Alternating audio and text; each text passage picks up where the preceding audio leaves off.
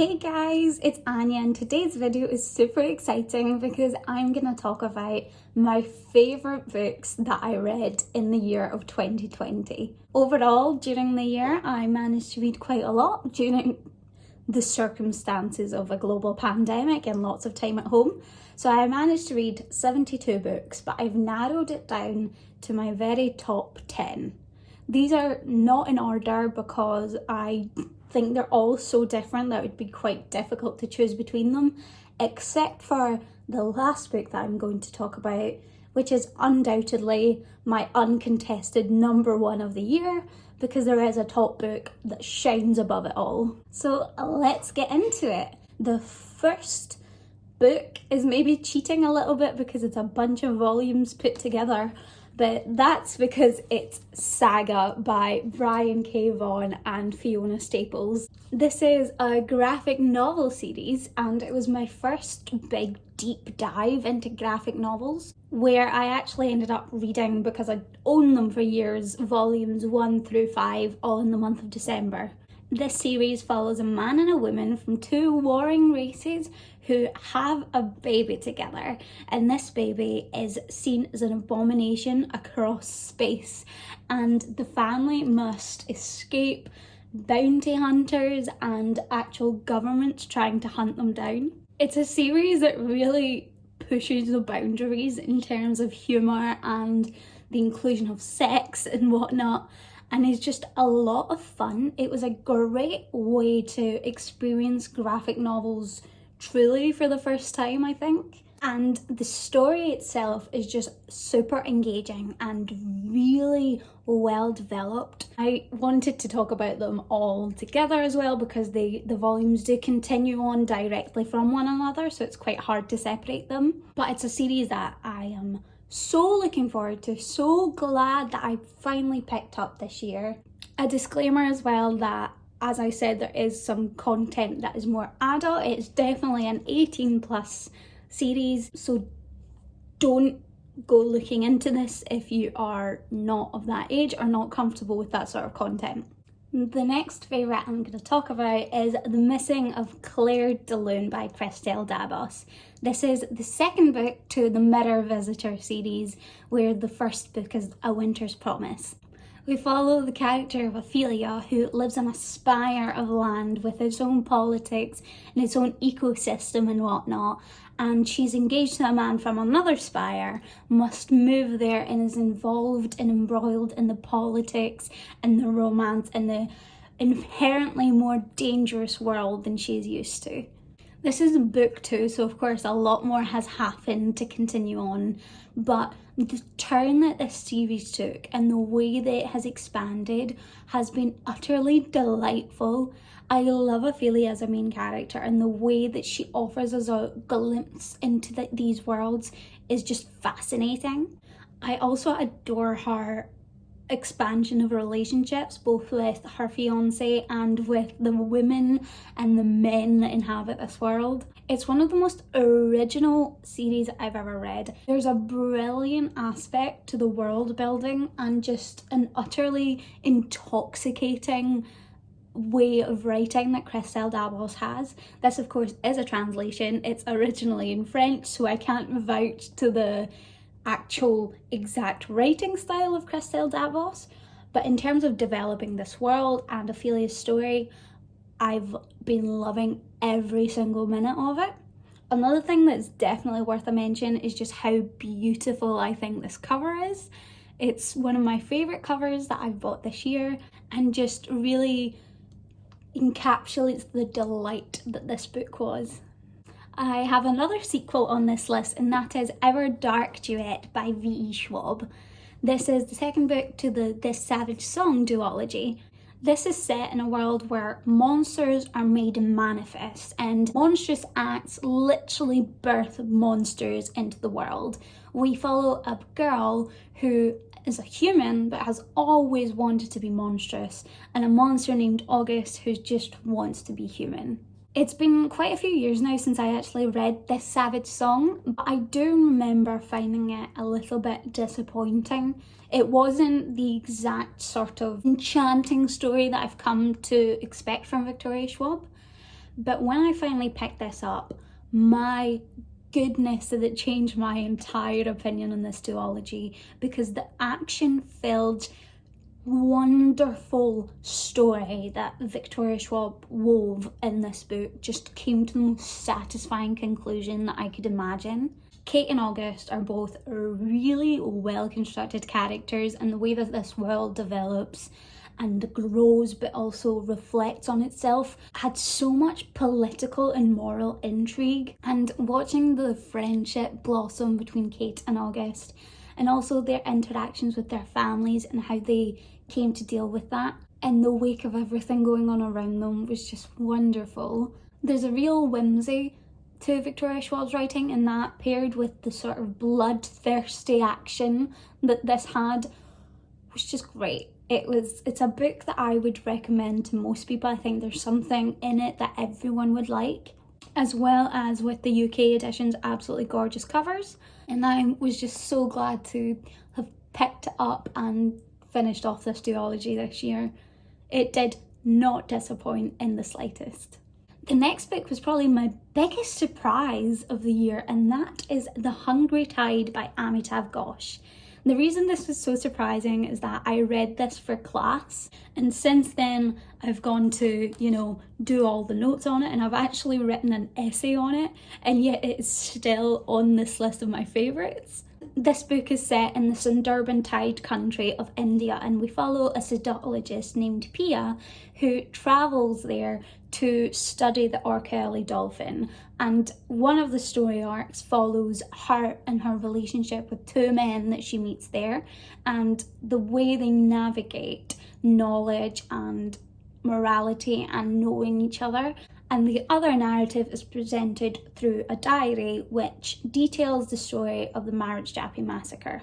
The main thing that was so good about this, I think, is that the world building and the writing style created this incredibly atmospheric story that drew me in completely, to the point where I felt like I was living there with the characters. There's a lot going on in here behind the scenes, and of course I have a slightly different perspective on it now that I've actually studied it in class, but even just from the more surface points of views, the characters were so fantastically well developed, and there was just a real magic to how this story was woven, the way we got to experience this part of India. It's definitely a book that I'm glad I got to read, because I probably would never have picked it up on my own, but was so worth all the time that I put into it.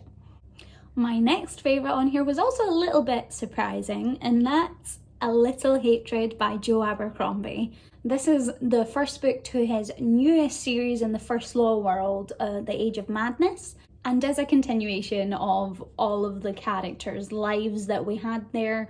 Even though we follow new people, their stories are still definitely relevant, and therefore I can't talk too much about the exact people without giving away spoilers. This story follows the grimdark fantasy political climate that Joe Abercrombie is so good at, but thrusts us into the age of industrial revolution, ultimately changing the landscape economically and personally for the people within the world. This is by far the best Joe Abercrombie book I've ever read. It's the only one I think I've read so far that I went, oh my God, and could not put down. I think his writing style has just gotten better and better and better over the years, and finally getting to this and getting that real grim dark feel of the morally ambiguous characters interspersed with magic, and then this whole steampunk sort of industrial revolution era added such an exciting gritty edge. As well, this book probably has my favourite characters that I've ever read from Joe Abercrombie thus far. They created a real moral opposition field, as well as creating just really great stories between each other, and watching them interact was just fantastic. I'm fairly surprised to be including a Joe Abercrombie on my favourites list, but it definitely belongs here. The next author I'm sure nobody will be surprised to see, and that's Brandon Sanderson with Skyward. This is Brandon Sanderson's young adult sci-fi story in which we follow Spencer, who lives on a planet that's been constantly bombarded by war, and the entire focus of the people living there is survival as they fight against this race called the Krell, who seems intent on the extermination of humans. Spencer, her entire life, has wanted to be a pilot, but finds her chances tainted by the fact that her father was labelled a coward for once fleeing combat. This is basically the worst label that anybody in this world could have, and it really impacts the way Spencer is viewed by the people in her world. We do get to follow Spencer as she goes through flight school, and she is a really snarky and fun main character who really fights against this label and is determined to prove herself. That, paired with the action and the high stakes, as well as the world building that Brandon Sanderson is so incredible at, created just a really fascinating story. I find Brandon Sanderson's writing style utterly addictive and was absolutely drawn in. It was a really nice change to see a sci-fi story from him rather than the normal high fantasy I'm used to, but it did not disappoint in any way and definitely propelled it firmly into my favourites of the year.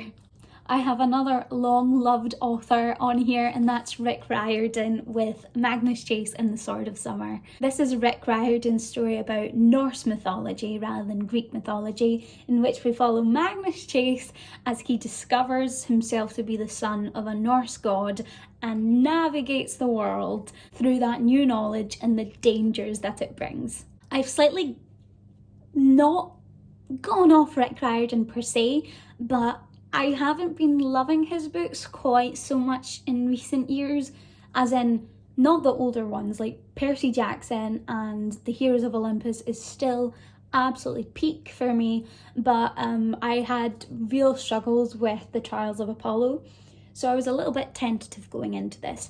But everything that made Percy Jackson such a fantastic read was also included in this. The snarky main character, the incredible weaving of mythology and then adapting that mythology to suit modern climates. There's just a real cleverness and lightness to this story that was fantastic. The characters themselves were just so much fun.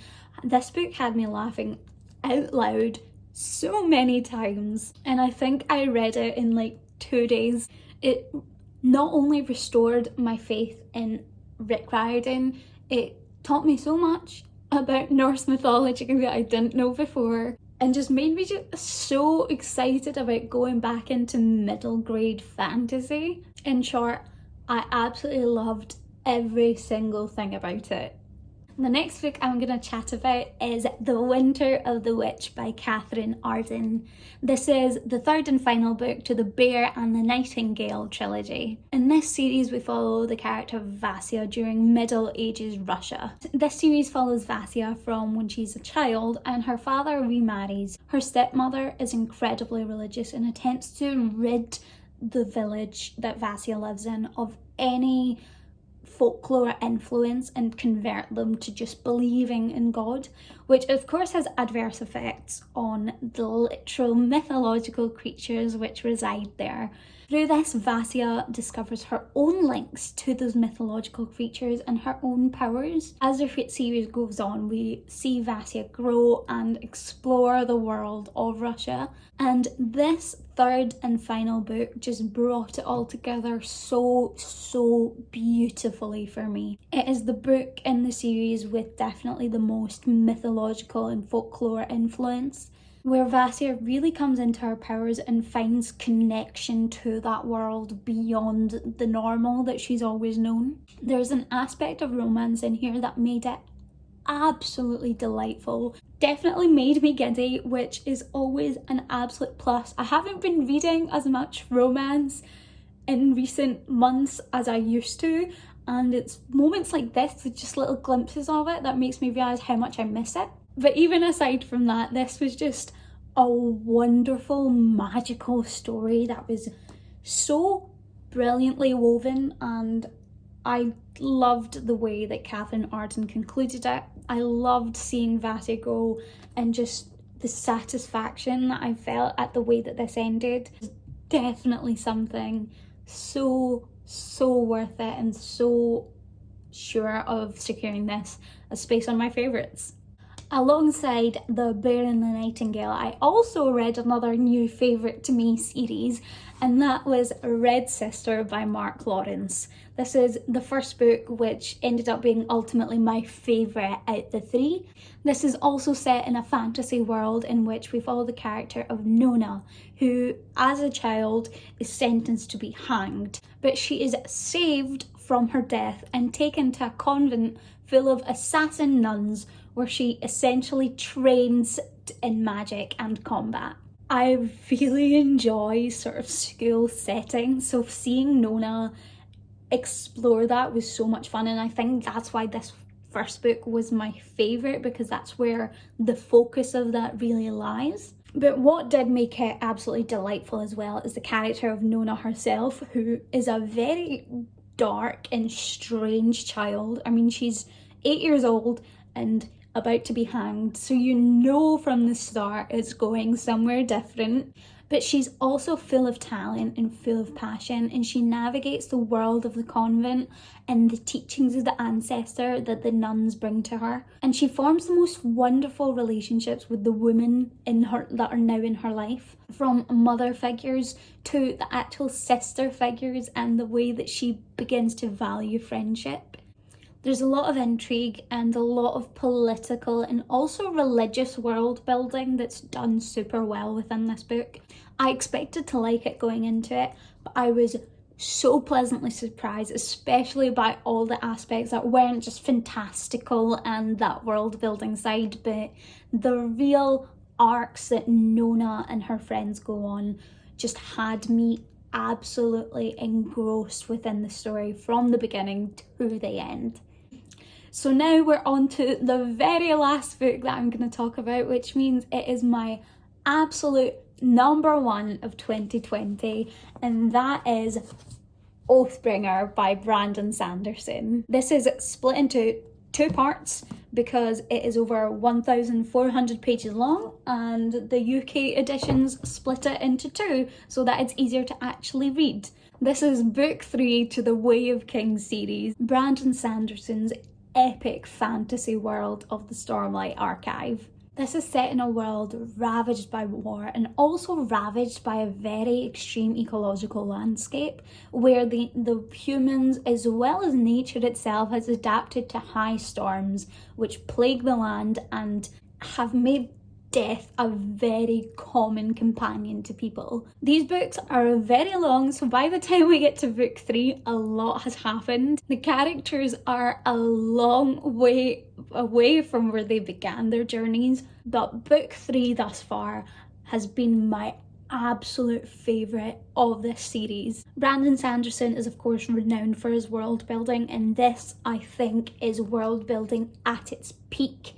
The amount of detail that is included in this without getting you bogged down at all, but just keeping the story going non-stop, just shows such immense talent. The characters in this book as well are some of my favourites I've read. There's a real sense of truthfulness to them, as well as real demanding problems that they're facing that just create such tension. As well as on top of that, this book has my favourite ever combat sequence that I've ever read, which I know is a very big claim to make, but I have to say that this is the best battle sequence, because it's long, that I've read in any book ever, and despite its length was worth every single minute of reading this book. I actually think I binged the last 400 pages in a single sitting